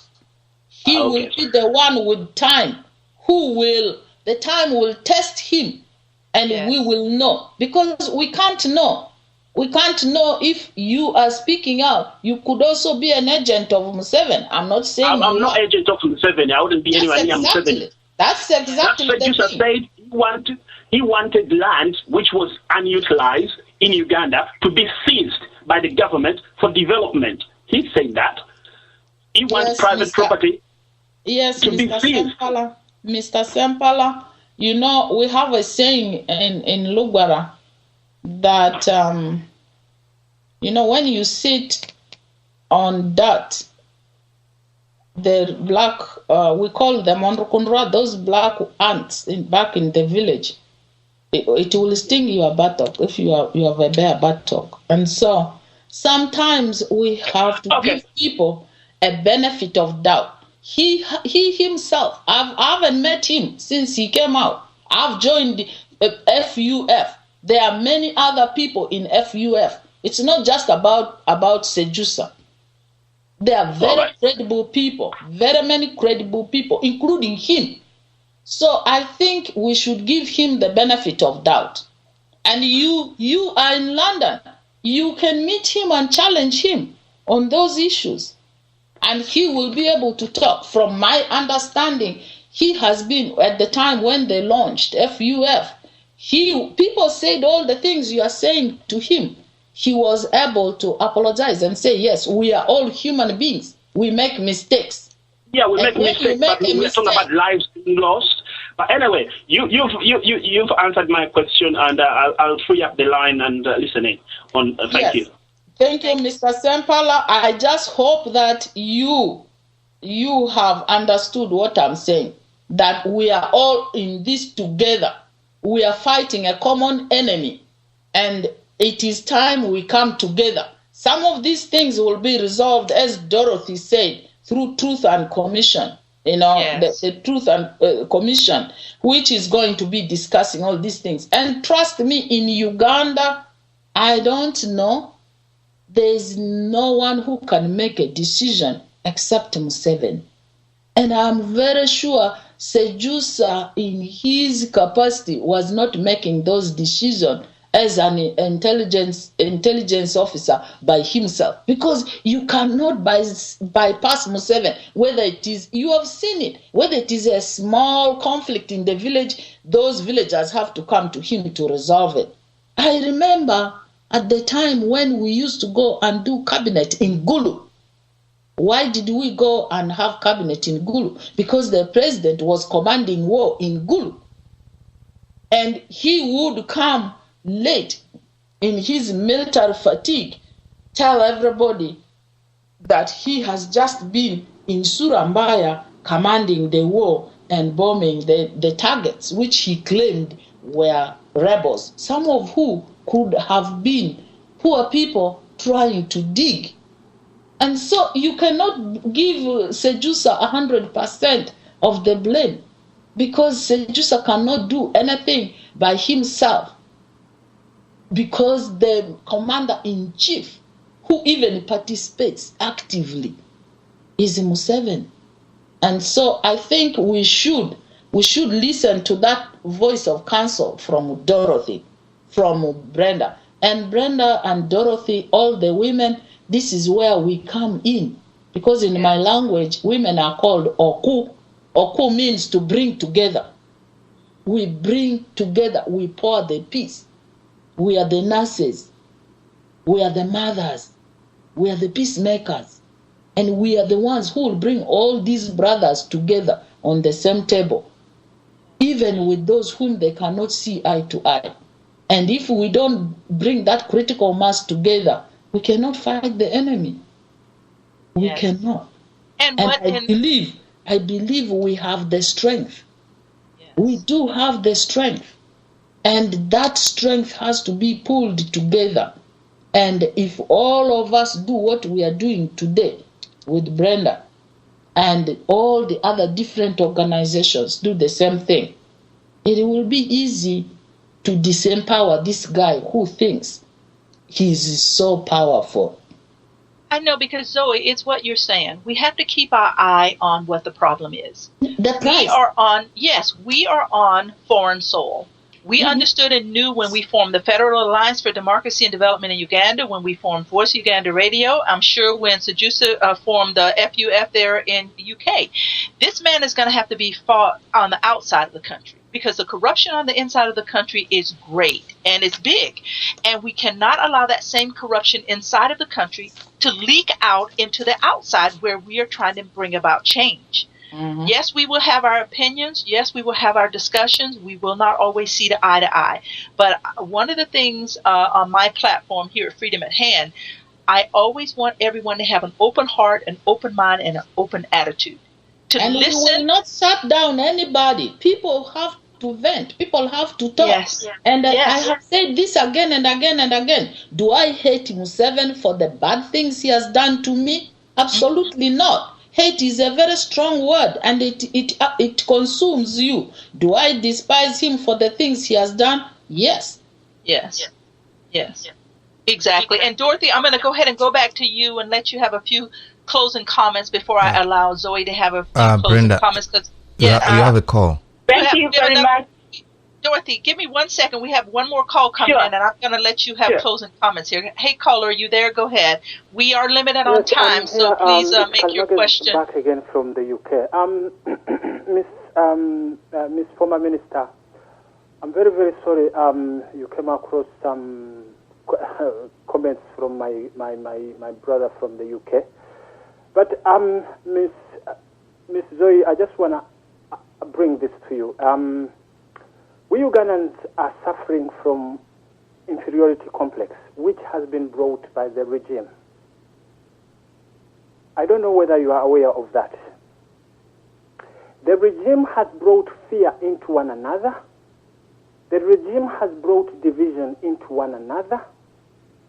The regime has brought anything, because I came to the Voice of Uganda radio here and I told them about defection. Someone can come from the NRM and defect to FADU. We will not continue to see what he was doing in the NRM, and we continue to smear him in FADU, isn't it? Yes, and go ahead with your question, because we're running out of time. He's giving us a counsel. I didn't hear your name. Can you give me your name back again, sir? What I was telling is, Ugandans have to understand that Sejusa is here in the UK. Sejusa did something, but Sejusa, all along, he had cases that were pending in the NRA during the Bush War. Sejusa came out and fight the regime.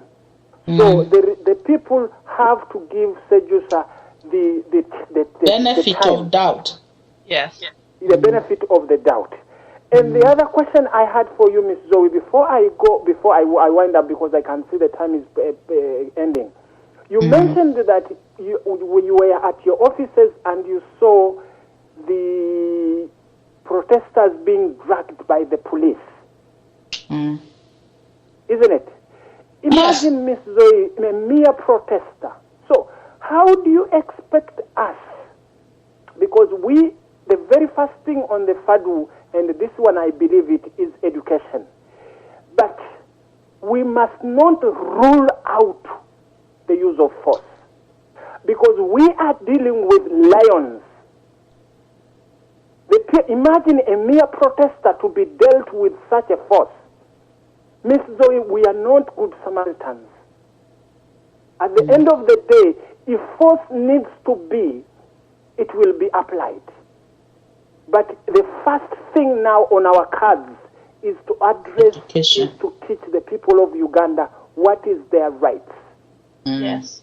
But to me, the way you saw the protesters being dragged like that, you had to be called when you were in England for someone who, imagine someone from the club being dragged to a safe house. So these kind of people, if force needs to be, Miss Zoe, don't rule it out, my sister. And thank you so much for the call back, Kalama. We're going to have to round up. Let's let Zoe go ahead and answer that question, and then we're going to have to go to Dorothy and close out. But thank you so much. Zoe, go ahead and comment real quick on what he had to say there. Yeah, I think, Miss Brenda, I am very humbled and very, very thankful by all these, people who have called in, by you, doing this program this Sunday morning, and I just feel overwhelmed. I'm humbled. My heart is glowing, and I know that the thirst is there for change. Yes. And the thirst is there for people to move post Museveni. The most important thing is, as Mr. Kalema has just said, education. Not education in the classroom, but people understanding their rights. People know it, but how they can appreciate that, I have a right to a good leader. I don't deserve this. I think these are the things which are going to give strength to the Ugandan people finally to say, yes, here comes the change. If other people have done it, we can do it. People's power is very, very powerful. In spite of oppression, people have risen in spite of oppression. Without guns, they have changed governments. And so we should just, to me, there is hope. I see that hope at the end of the tunnel. That's why I believe in it. And as he said, people have had to defect to be able to join the critical mass and strengthen those who are already in opposition. So numbers are good. We should accept each other in this cause that we are fighting the same thing. And we should set our eye on the prize. Thank you, Dorothy. Thank you, all the callers. And I think... And we're going to go ahead and go to Dorothy real quick, Zoe, and let her have a few closing comments, and then I'll come back in. Go ahead, Dorothy. Thank you very much, Miss Brenda, and thank you very much, Honorable Zoe.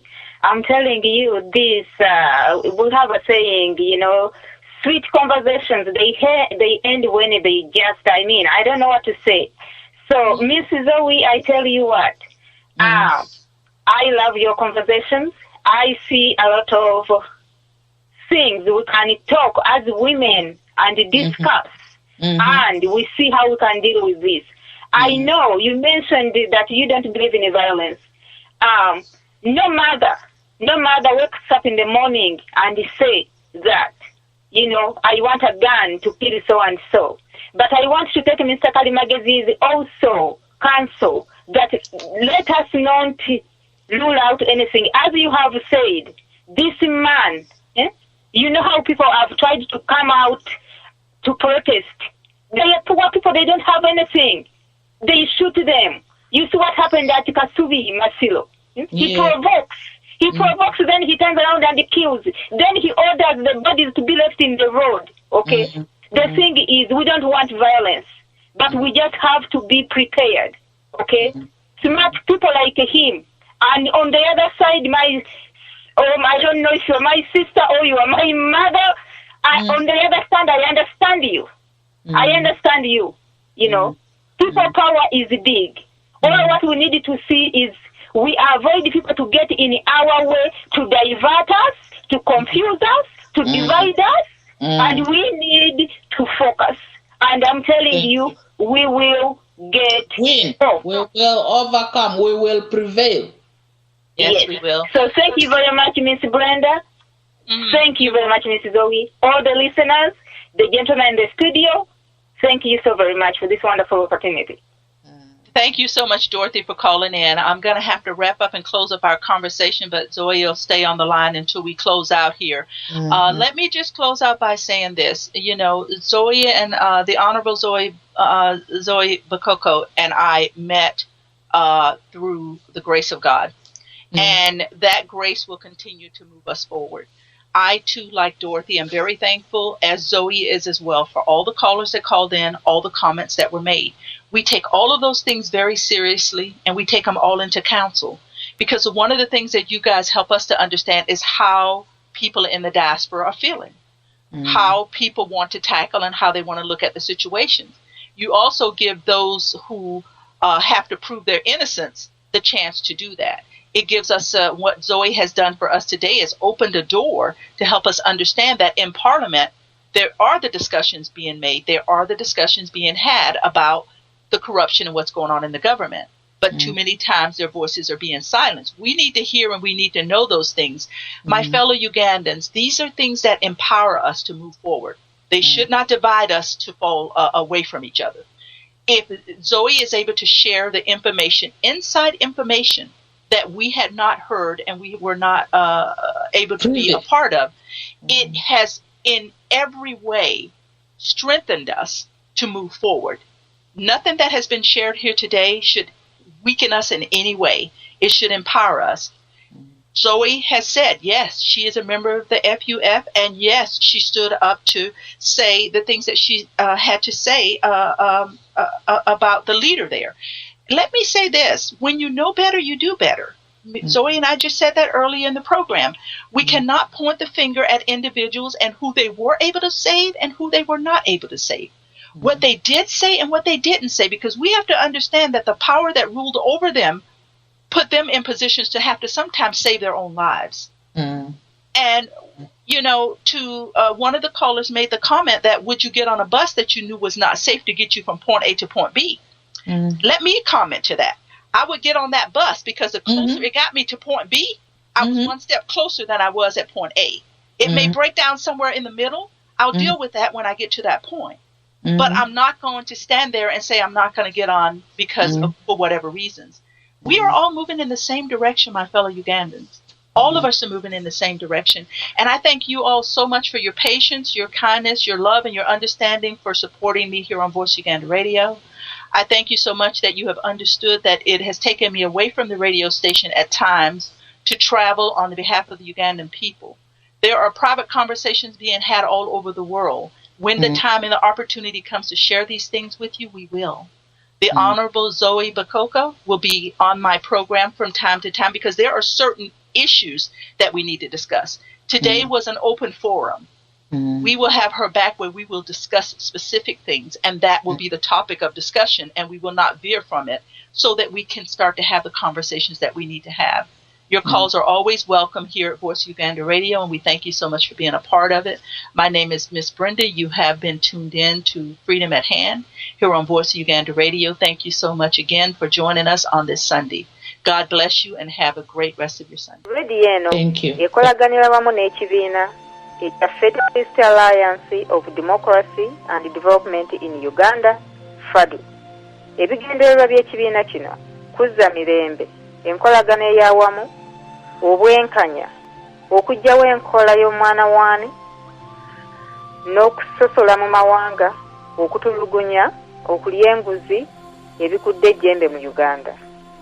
Era kirwanirira okuzza enfuga eya demokrasiya mu Uganda. Ekibiina kino kye kisookedde ddala okukubiriza buli muntu yenna okukyegattako awatali kusosola mu mawanga n'enzikiriza oba ekitundu omuntu kyalimu mu nsi yonna. Kino kye kiseera twegatte tusobole okuzza obupya ensi yaffe Uganda edobonkanyizibwa. Buli eyandyagadde okwegatta ku kibiina kya FADU kuba ennamba eno 1-4-8-4 not 4-7 not 3-8 oba weeyambise email info@fadu.org. You are listening to Voice of Uganda Radio, the mouthpiece of all Ugandans, wherever they may be, to voice their problems without fear of any retribution. The Voice of Uganda Radio works in sync with FADU, the Federalist Alliance of Democracy and Development in Uganda.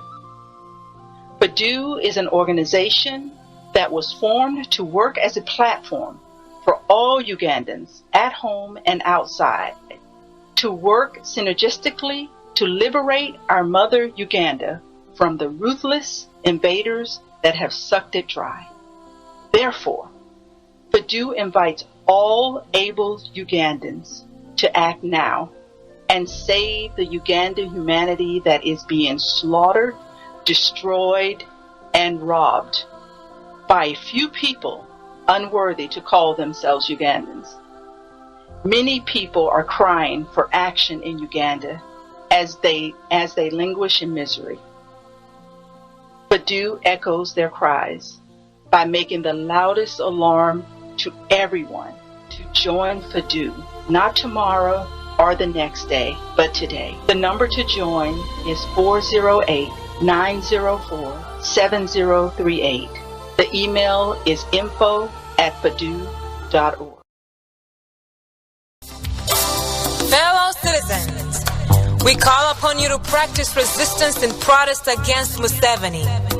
We call upon you to oppose strongly the Museveni government, which is responsible for the downfall of Uganda. It is important to know that Museveni is afraid of the millions of people who are living for that day, for the light of day when Uganda will be liberated from his dictatorial regime. Fellow citizens, it's been 24 years of dictatorship. We should all know that at present our drive for freedom has already grown so strong that Museveni has already begun to change his tactics. We call upon people to participate, to organize silent stand-ins for a free Uganda. We call upon people to demonstrate that we're tired of him. We call upon governments in the United States of America and abroad, people in responsible positions, politicians, only to act in the service of peace, justice, and freedom for Uganda. We call upon people to use all legal and imaginative means and methods in order to ensure peace, justice, and freedom for Uganda. We call upon people from the north and south, from the east and west, and yes, from the central province of Uganda to be loyal to one another. We must preserve our loyalty to human dignity. We call upon people once again not to wait until it is too late to begin thinking about a free Uganda. We call for a new attitude. Arise, fellow citizens, arise. Let us fight for a free Uganda. Museveni must go.